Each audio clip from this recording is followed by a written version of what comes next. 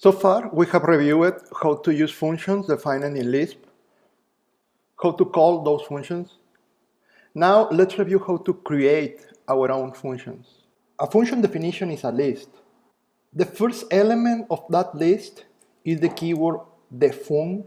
That symbol indicates to Lisp that we are going to define a new function. The second item is the name of the function. That name follows the rules that we defined before in the first video. You can use letters, numbers, or symbols, or a combination of that. The next item is a list, and that is a list of the parameter names that you want to use. So if that list has 3 elements, that means you are defining 3 parameters. After the list of parameters, we define the body of the function, the instructions that are going to be part of the function. Let's review some examples. This, for example, is defining a function called do-hello-world. Then the parenthesis in red is an empty list, which means that the function does not have parameters. And then there is only one expression in the body of that function, hello world. Here it's important to mention that that is going to be the return value of the function. The result of a function is the result of the last line in the function. In this case, it's only one line.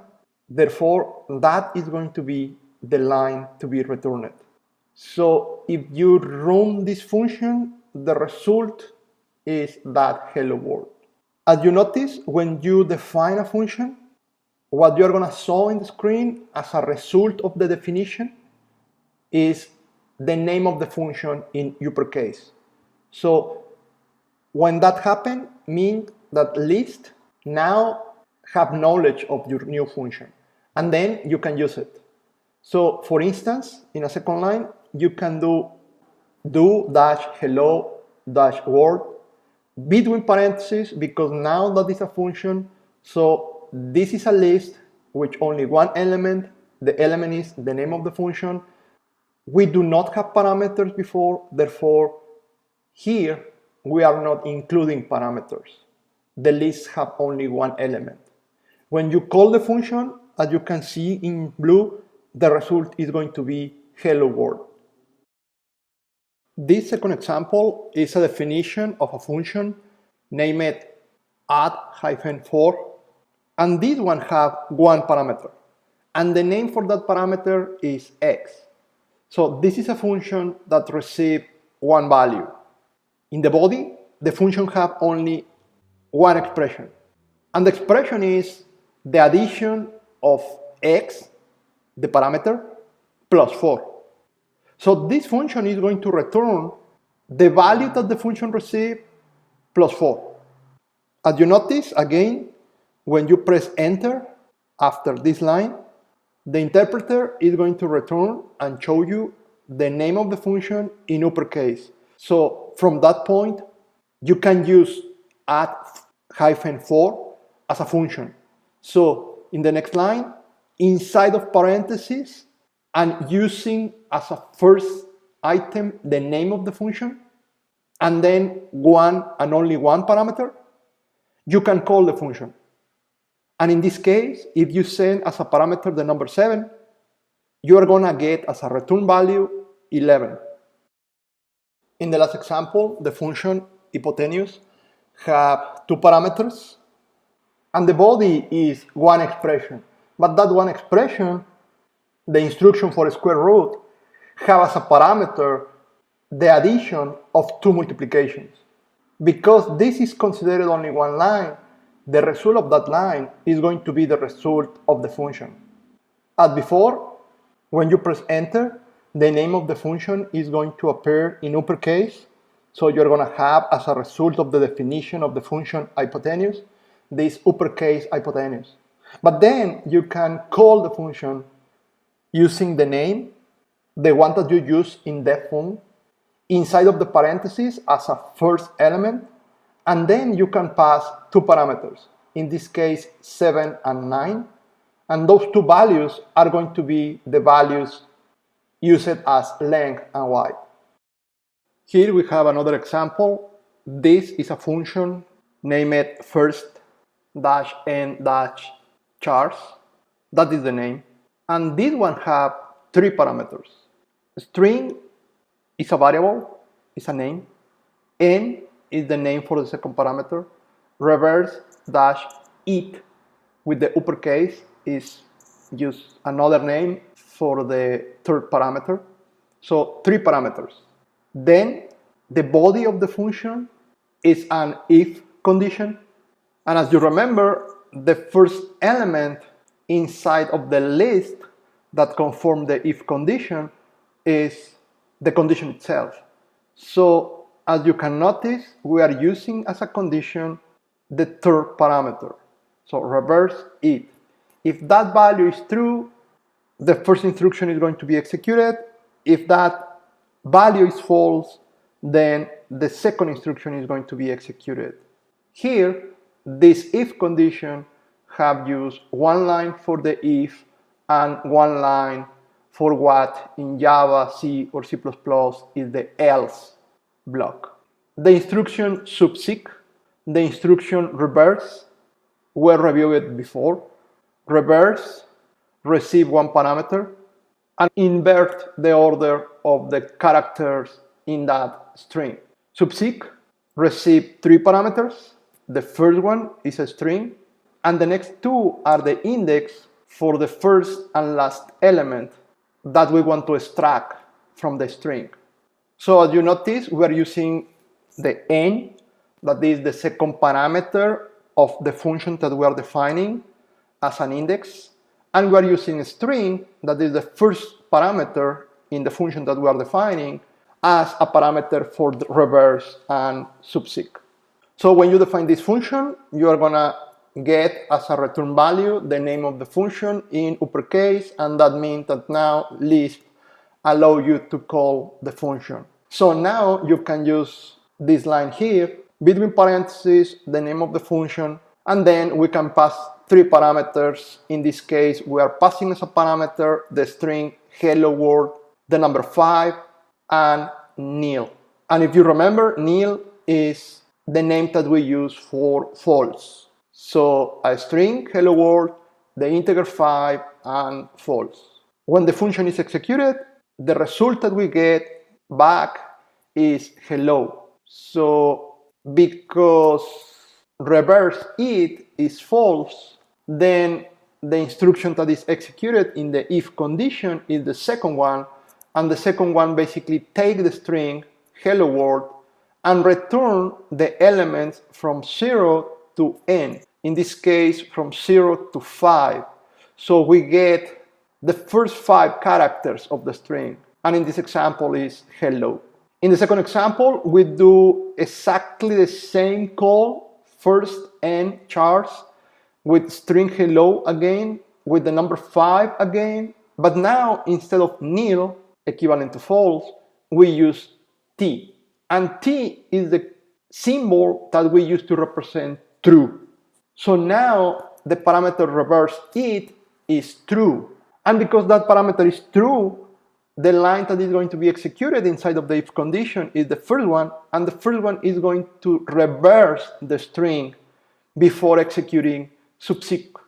Then, if you invert hello world, what you're going to have is a string that have as a first character the letter D, the second character is going to be L, the next one is going to be R, and so on. So from that string, we extract the character 0 to n. N is again 5. So the result is going to be this string here that corresponds to the last 5 characters of the string in inverse order. Finally, in the last example, we are using again a similar call to the function with hello world, with 5 as a value to n, with 5 as a value to the parameter n, but now we are using 2013 as a parameter for reverse it, and that is an integer, but that value is going to be considered equivalent to true. So as you notice, the result is the same that when you use as a parameter t. Now let's talk about data structures. The only data structure in Lisp is the list. As we have been reviewing, everything is a list here. However, by default, inside of a list, the first element is considered the ID of a function, and the other elements are considered parameters for that function.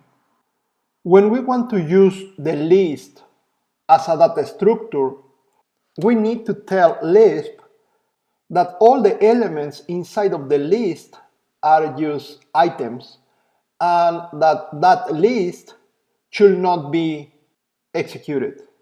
In order to do that, we have two options.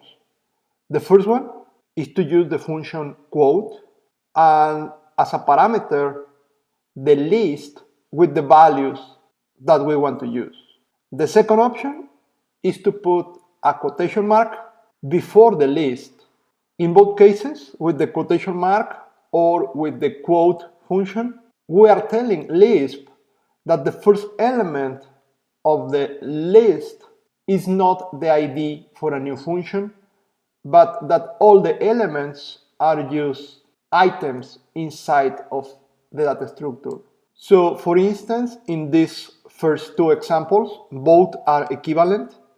And the idea is that now hello is not the ID for a function. There is not a function hello. There is not going to be an execution of something here. But hello is just the first element of a list. The second element is word 1, 2, and 3 are the next elements.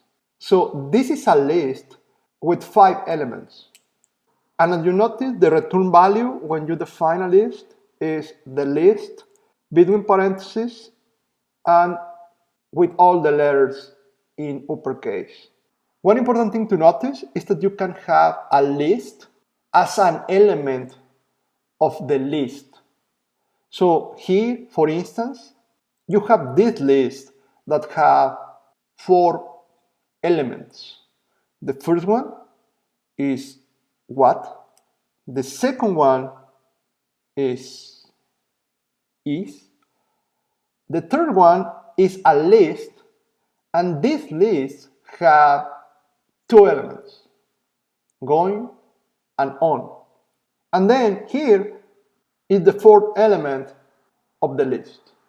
This is important because even though the only data structure that we have is the list, the possibility to put list as an element of another list allow us to represent other complex data structures. In the last example, in this slide, as you notice, if you apply the quote to something that before we review as an arithmetic expression, now it uses a list of elements. And the first element is the symbol plus, the second is the number 4, the third is this list, and that's it. The list have 3 elements. The list, that is the third element, have 4 elements inside. The multiplication symbol, the asterisk, and the numbers 3, 2, and 9. So that is not going to be executed, and therefore a result is not going to be calculated for these elements. Because the quote, we are telling Lisp that we want to use those elements as data, not as a function, as we have done before. 4 important functions that we can use with list are the following. First, receive as a parameter one list and return the first element. The old name for first is char, so you can use any of those symbols at the name of the function and get the same result. A second function is rest. This one receives as a parameter one list and return all the elements except the first one. The old name for rest is CDR, so you can use rest or CDR as a symbol to call this function. Also, we have append that receives as a parameter 2 lists and put the elements together. Another one is const. This takes 2 parameters The first one is an item and the second one is a list. This returns a list that includes the first item and all the items in the list passed as a second parameter. Let's see some examples. So we can use first and pass as a parameter a list. Remember that in order to avoid Lisp to execute the list as a function, we need to use the quote. So it can be the quotation symbol, and then we can have a list with elements like this. And first it's going to take as a parameter this list with the numbers 1 to 5. When you execute that instruction, the result is going to be 1 because 1 is the first element of the list.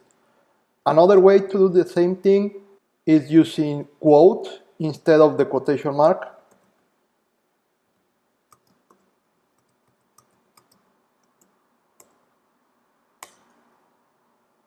And that gives you the same result. So quotation mark before the list or quote. That avoids the 1 to be understood as the symbol ID for a function, and instead it uses the first element of a list. Also, we can use, instead of first, car, like this, and the result is the same. Another example now with rest, using the same list.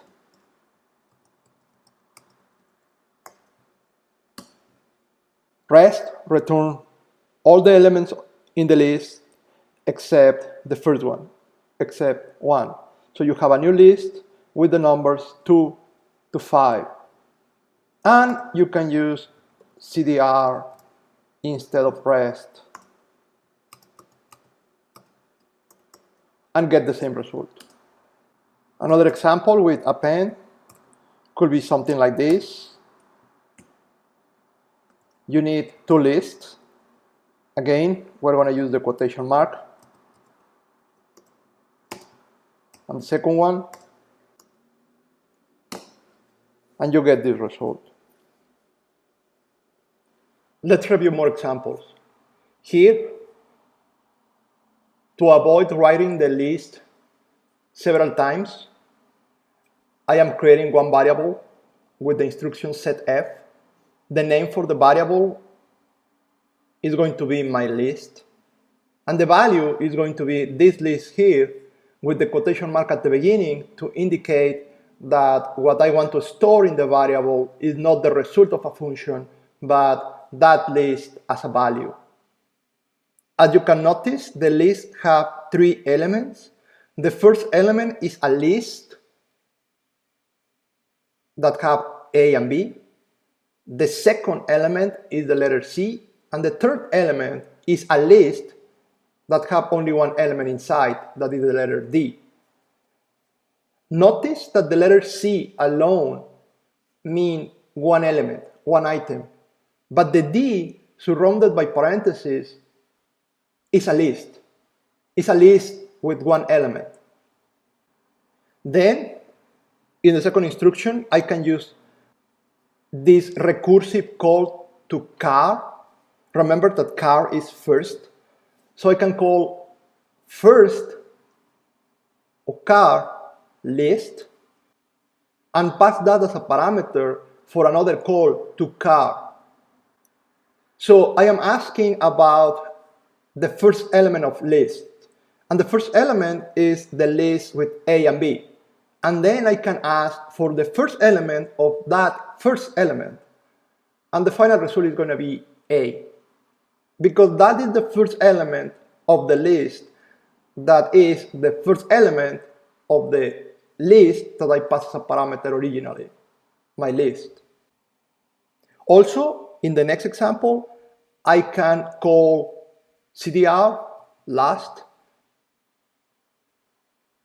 using as a parameter the result of a car function first. So here I am calling car my list, so I am asking for the first element of my list, again the list with A and B elements, and I am asking for all the elements in that list except the first one, And because the first one is A, this is going to return a list with all the elements except A, so the list with only one element, that is B. In the final example, I can call CDR last for my list, and that is going to return all the elements in my list except the first one. And the meaning for that is a list with the letter C and the letter D between parentheses. So all the elements except the first list, the one that have A and B.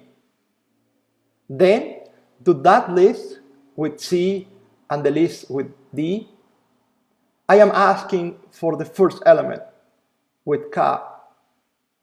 And the first element is the letter C. Another example with important cases to be considered are the following. So here I create a variable with my list2 is a longer list, and it has a lot of open and closing parentheses without anything in the middle. Those are empty lists, and you can have an empty list as an element of a list. As you notice, when you press enter in that line, the interpreter of list is going to show you nil instead of the empty. Nil represents an empty list. In the second line, this example can create an error, and the reason is because when you execute car my list2, so you are asking for the first element of the list2, that first element is the letter A, and then if you try to use that element as a parameter for a new call to car first, you are asking for the first element of something that is not a list, but an element. So that is an error. The parameter for car, as well as the parameter for CDR, should be list, not elements. The next example is a similar case. If you call car for my list2, the result is going to be A again. And if you try to get a list with all the elements but not the first one, that is going to be an error, because again, you cannot call last CDR with an element. You need a list. The last example is semantically correct, so it returns a result. And what you are doing is calling CDR last of my list2, and that is going to return all the elements except the first one, A. And then you can call car from that, because that is a list. Remember, car returns one element, but CDR returns a list with all the elements except the first one. So we can call car and use as a parameter CDR my list2. Notice that the first element of CDR my list2 is this list that have inside more lists. As you can notice, the original one, my list, have 3 elements. One last thing to review is the control structure dolist. This is a loop, and this particular loop allows you to iterate a list.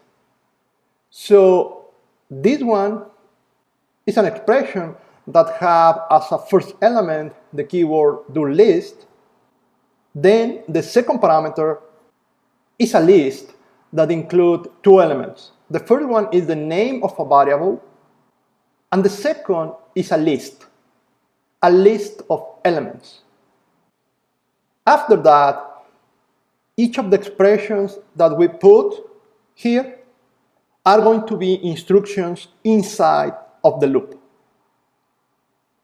In this example here, we have the instruction dolist, we have the variable x, and we are using this list. Notice the quotation mark to indicate that the list is a list of values, not a function. And this list has as an element the letters A, B, C, D, E. Then the loop have only one instruction in the body, and that instruction is a print. And we're printing the variable. And as you can notice, what is printed on the screen are all the elements of the list. The variable is going to take the value of one of the elements at a time. So in the first loop, the value of X is going to be A. In the next loop, is going to be B, and so on. Moreover, notice that the final result of the full sentence is nil. That means that this expression, the full line, is not returning a value. If you want the loop to return something, you can use the optional parameter here.